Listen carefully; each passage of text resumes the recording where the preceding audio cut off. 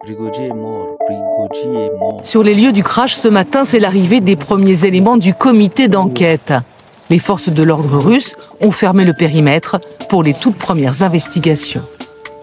Ces images de l'avion en perdition ont été diffusées hier sur la chaîne Telegram proche de Wagner.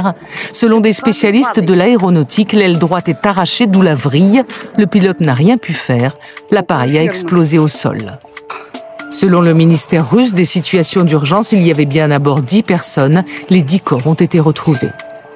La mort d'Evgeny Prigogine, 62 ans, a été annoncée hier soir par le groupe Wagner. À Saint-Pétersbourg, des sympathisants sont venus déposer des bougies et quelques fleurs, mais aussi des écussons à tête de mort, l'effigie de Wagner. Au début, je n'ai pas voulu y croire. Mais quand la confirmation est tombée, j'étais profondément triste. L'histoire d'Evgeny Prigogine, c'est celle d'un homme de l'ombre, ancien cuisinier de Poutine au Kremlin, devenu le patron de la milice Wagner.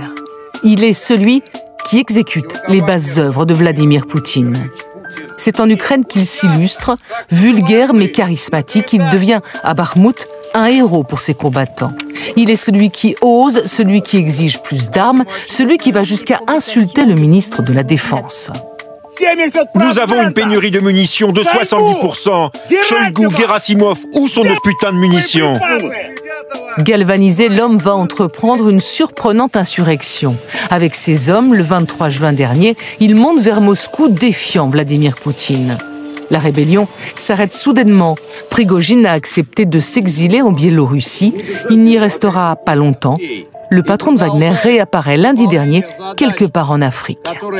Что касается этой авиационной катастрофы, то прежде всего хочу выразить слова искреннего соболезнования семьям всех погибших.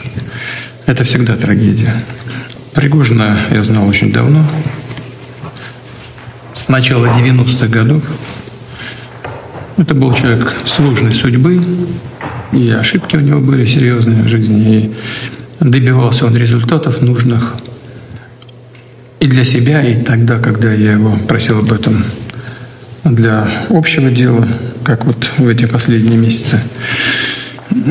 Он был талантливый человек, талантливый бизнесмен, работал не только у нас в стране, и с результатом работал, но и за границей, в Африке в частности. Занимался там нефтью, газом, драгоценными металлами и камнями. А вчера только, насколько мне стало известно, вернулся из Африки. Встречался здесь с некоторыми официальными лицами. Но что точно совершенно, мне об этом докладывал сегодня с утра руководитель Следственного комитета. Они начали уже предварительное расследование этого происшествия, и оно будет проведено в полном объеме и доведено до конца. Здесь нет никаких сомнений.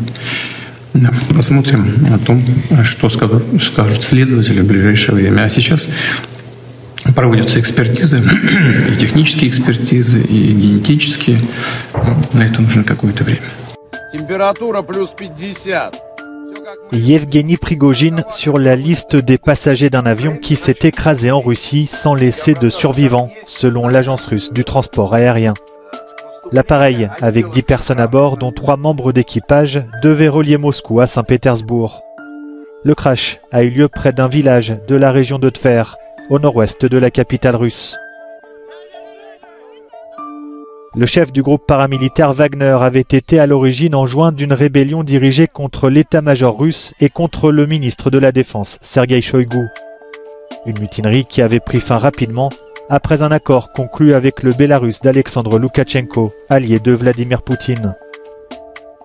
Lundi soir, Yevgeny Prigogine était apparu dans une vidéo diffusée sur les réseaux sociaux où il affirmait se trouver en Afrique.